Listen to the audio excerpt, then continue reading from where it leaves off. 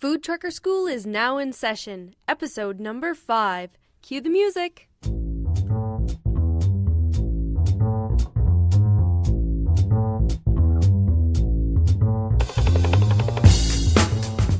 What's up, Food Truckers? Mindy Holahan here. As you can guess, Pat Flynn is not here this week, so we're doing something just a little bit different.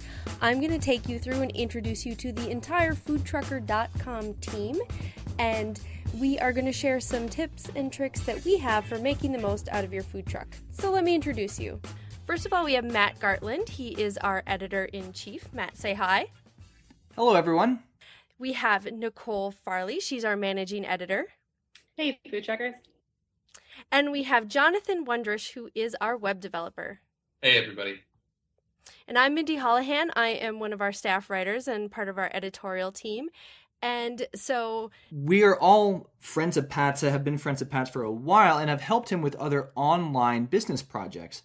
And when we first started discussing with Pat the opportunity around a dedicated community to food trucker businesses, we saw the potential, because so much of what food trucker culture brings is this idea of close community, and the idea that you want to connect with that community using today's current technologies and social channels. So it's been a thrill to have all of us kind of get involved, and we're kind of going to go around the horn here and talk about each of these various areas that we play in terms of what we're doing with the community, how we're bringing it about. So Jonathan, when it comes to like a presence online for a lot of food truckers, and we've talked about this in some degree, agnostic of industry, it could be for any small business, but what do you recommend in terms of maybe a first step or a second step for any small business, especially food truckers, establishing a presence online? I think that the most important thing for food truckers, especially, but any small business, is making sure that the critical information that their audience or fans or customers need is easily accessible online. So if you're a food trucker, you want to make sure that people will always know where you are when they want to find your food. And you want to make sure that they're able to check out your menu online before they visit. So whatever you choose to do with your site, design-wise or feature-wise, you just need to make sure that you're not preventing people from finding the information they need. You're actually helping them do so. Right, like I know I've looked at a lot of food truck websites in the last few months, and the main questions are always like, when are you open? Where are you? And how do I connect with you on social media? And sometimes you really have to dig to find that on websites, and so making that easy to find is really important. The idea of making it easy to find, so sort of in that one direction from, hungry customer trying to find out where you are, but then it's a two-way street, which is where Nicole does a lot of great work in terms of then reaching out, not only to other food truckers to establish community, but then to fans as well. And that's a really important thing that we've seen a lot of great case studies with other food trucks that are doing really well, is they're very active on the social channels. They have a certain amount of creativity and flair to their brand, and that comes across through their updates. Nicole, could you share some of the more memorable things that you're seeing in the social channels? Yeah, one of my favorite examples is the Kogi barbecue truck, actually, which everybody knows who Kogi is.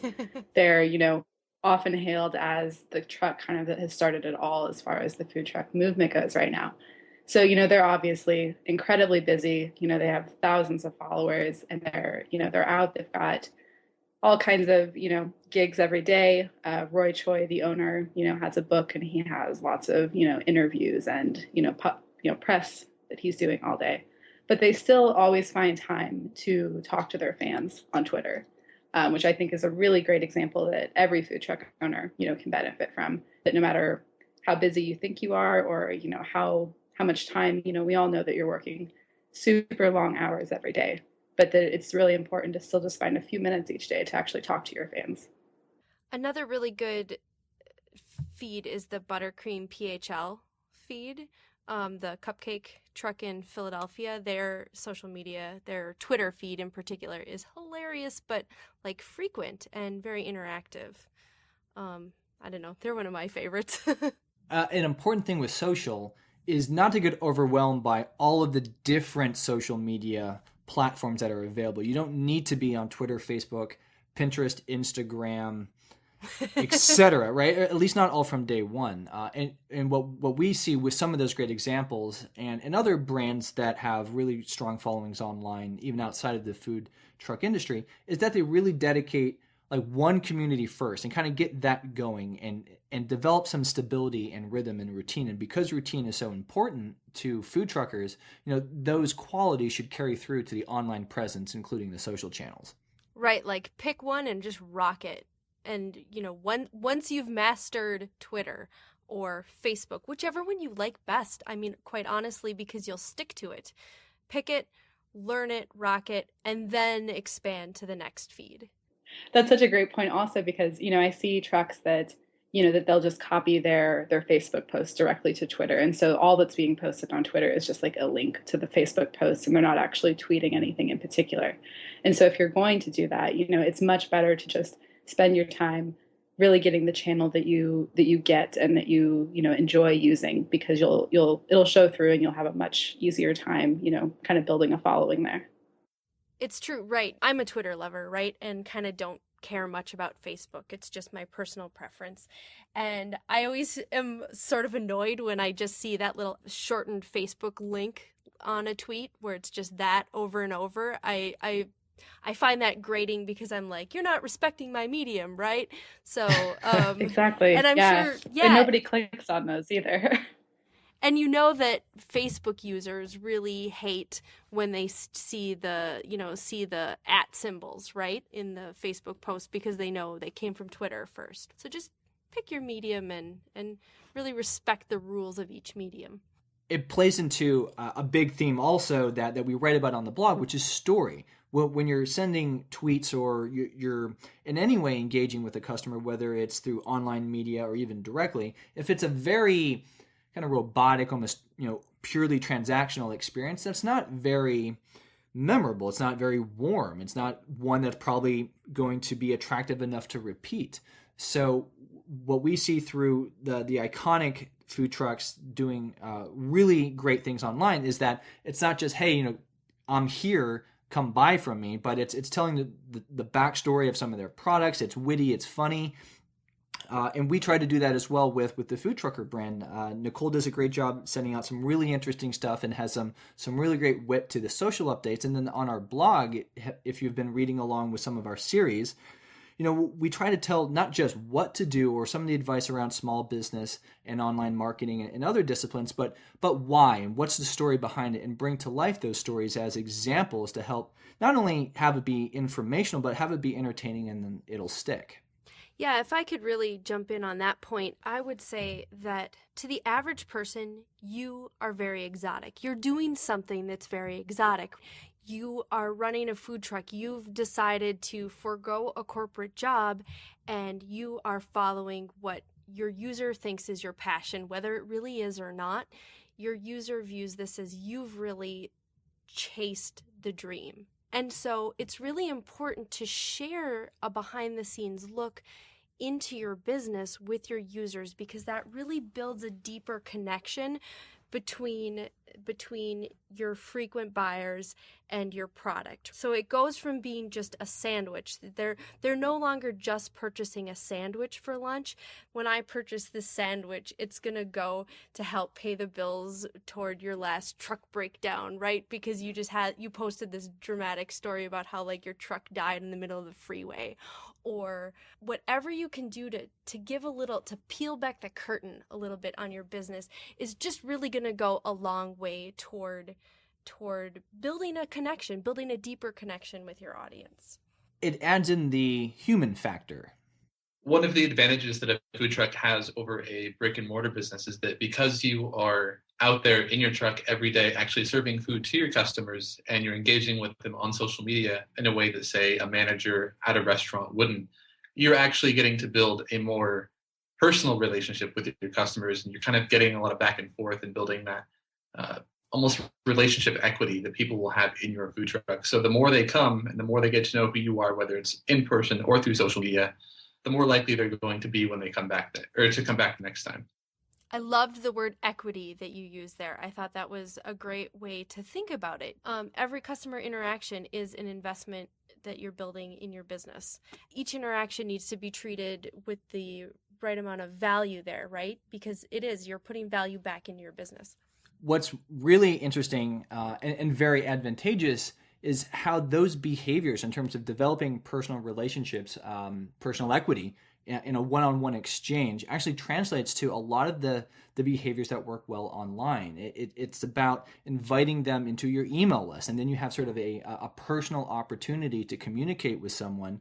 And probably these days, what gets argued anyway, is sort of like the last intimate channel on the web. People still treat their inboxes as very sacred ground. Social, a lot of people can follow and unfollow as they go, but inbox, a person's inbox is still kind of a sacred place. So when you can develop these sort of one-on-one relationships, it's the same idea just applied into a digital context online, which is why, having a website, having a web presence, even if you're not blogging every day or every week even, having a place where people can go and find you, as Jonathan was saying in the beginning, to discover that essential information and to discover that one or two maybe big social media hangouts that you have. That's a really important thing, because it just extends and deepens that customer equity that you have, and it all plays into then that kind of classic business idea of customer lifetime value. Those that you treat well and that you love, they're going to keep coming back for more. You don't have to pay costs to acquire new customers, and that customer lifetime value is just going to grow. I was going to add that I think that that's a great point, really, again, from any type of business perspective. Before I was working, with FoodTruckr and working online, I worked in retail. And so, one of the things that everybody always says in retail is, the customer is always right. And as, someone who was kind of working in a lowly retail job, I didn't always agree with that. But, I really thought that it was true that every customer matters. And so, kind of as Matt was saying that, if you want to build that type of long-term customer equity that's really going to sustain your business, which is, so important in an industry like the food truck industry, then, you have to understand that, every single customer interaction matters, because, even if they're just making a one-time purchase, or it's a small purchase, they're just buying, a side dish or something, then, they can still tell their friends about that experience. And that's how that word of mouth advertising is how your truck will last in the long run. That really makes me think of so you worked in retail, I worked in hospitality, and we had a phrase in hospitality along with, the customer is always right mentality, that was everything communicates. So everything about your truck is communicating about your business. So if your truck looks dirty, if the outside of your truck looks dirty, that makes people wonder about the inside of your truck, right? Or so true. Exactly, right? Or if the exercise that we would do in hospitality, and I worked for some conference centers, is we would walk through the space and try to look at it from a perspective of somebody who's just first walked in, and try to see, okay, so I see a chair here, and the chair's there's some dirt on the seat of the chair. What is that telling me about the care of the business, right? Or smudges on the glass doors. What is that telling me about the care that goes into this facility? What is that telling me about the care that I'm going to receive as a guest, right? Or when we would walk into the bathroom, does the bathroom look clean, or are there crumpled paper towels everywhere? So in the same vein with a food truck, when you look at everything communicates, one area to look at is to walk a block away from your truck and look at your truck from a block away. And what does it look like? Does it look like it's opened? Does it look easy for the customer to tell what you're selling? Is that clear? As you approach the truck, is it obvious where you're supposed to stand to order? And then once you've ordered, where do you stand while you wait for your food? Is that clear? When you open up the bag of food that you get, is there a napkin in there? Is there something with the name of your truck on it to remind them when they get back to their desk to look you up on social media, say, or that sort of thing? And just every interaction, every touch point, everything communicates about your business, your care for the customer. Also, if somebody were to email your website, like if you had a contact form on your website, do they get an automatic email back? Or when you send an email back, what does your signature look like? Did you capitalize your sentences and that sort of thing? All of that communicates about your business. And so just think of every little interaction and ask yourself, what does this tell my customer about my business? The web universe and social then takes that to the next level, right? So these experiences, these everything communicates experiences to a customer standing outside your truck, they're not isolated to them just that customer. They could snap a picture of a dirty plate or something or a dirty truck onto Instagram and share it. And then all of a sudden there's this kind of network effect, right? That then that perception, right or not, will then kind of mutate, right? So that's sort of the other side of the online universe, and why it's important to, in fact, be there so that you can have these conversations. And like if someone is unhappy or they have a bad experience, like you can chime in on the conversation. We talk about engagement so much, and certainly food truckers that are really great are engaging in creative ways in real life, and you have to bring that same devotion to engaging in the digital space, so that it's not that you're controlling the conversation, but that you're a part of it. And if you're not a part of the conversation, that's bad, because perception is reality. Another point there, just in terms of communicating, though, is you need to understand to whom you're communicating. And we also talk a lot about, at FoodTruckr, we've written several articles. Nicole's done a great job of writing some of these around your unique selling proposition. The really focused idea of your brand and the type of person that your food serves. And we even had to kind of go through that when we were developing FoodTruckr. So before we came up with, maybe it was about the same time as the name, but the design aesthetic of the website, right? We wanted the color choices and things to kind of convey to whom we were speaking with in a certain kind of creative and focused way. So Jonathan actually led that effort, and I thought it actually might be fun, Jonathan, if you wanted to share some of the thoughts we had going through that creative process. When we first started trying to figure out how we were going to present the food truck or the FoodTruckr brand, we kind of did a survey of all the different food trucks that we liked and tried to see what type of personality do all of these have together, and what type of, you could almost call it an emotional vibe that they each kind of gave off. And I think that a few of the key words that we came up with were the idea of freedom, fun, but then also a professional. Like, these people have taken a leap and decided to do something that was brave and ambitious, while also a little bit risky.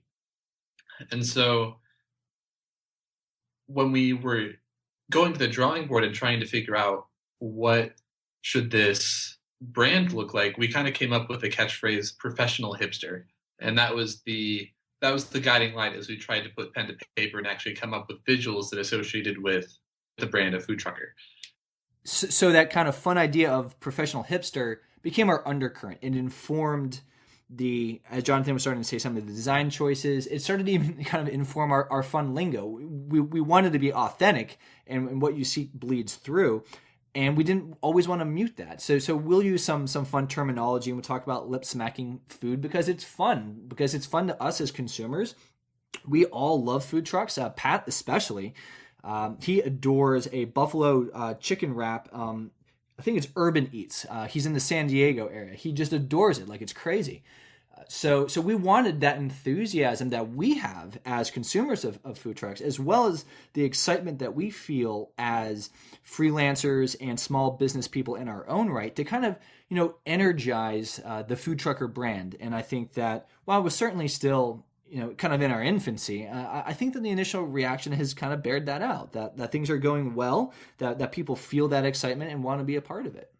You were talking about Pat's favorite, his favorite sandwich. And so for me, I live in the Twin Cities metro area, and for me, my favorite thing is just fish tacos. And consequently, you will see fish tacos referenced a lot in any post that I write, because I just get so excited anytime I see a truck that has fish tacos. So Matt, how about you? What do you like to get from a food truck? I have a sweet spot for Thai, as you guys know. So really authentic. Isn't that the truth? Thai truck. There's a number in the Portland area that I have frequented while I'm typically out there every summer. And if I can find a gluten-free Thai recipe, it's, that's money. Nicole, what about you? For me, it's just anything that's kind of a different take on a classic dish. And so, since I run the social media, I spend a lot of time, on Twitter and Facebook every day. And I see all of the pictures that, all of you guys who are listening, everything that you guys are posting. And so I have kind of like a bucket list of food trucks from across the country that I'm super excited to try whenever I travel now. That's awesome. I love it. I love it. A food trucker bucket list. I think that needs to make its way into some form of content. It's bad for like New Year's resolutions of dieting. And so Jonathan, what about you? My favorite is probably, I would have to say anything that falls under the fusion category. So if you run a food truck that has, say, a Mexican Asian fusion, or anything that just combines two really tasty foods in ways that I haven't thought of or tried yet, I'm going to be a fan of it. I love it. That's fabulous.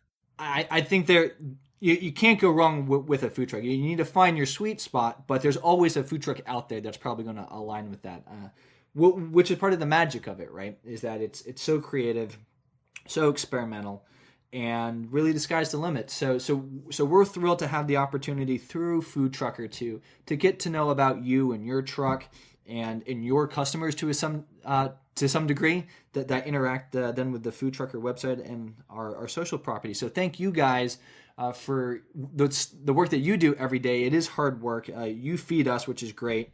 And we're thrilled to get to know you guys. And we'll get to know you better as the months and years hopefully roll on here. Pat will be back in the next episode, so worry not. He is just right around the corner. So if you haven't yet, make sure that you subscribe to the FoodTruckr podcast in iTunes so that you don't miss the next episode. So thanks for listening today, and we'll catch you next time.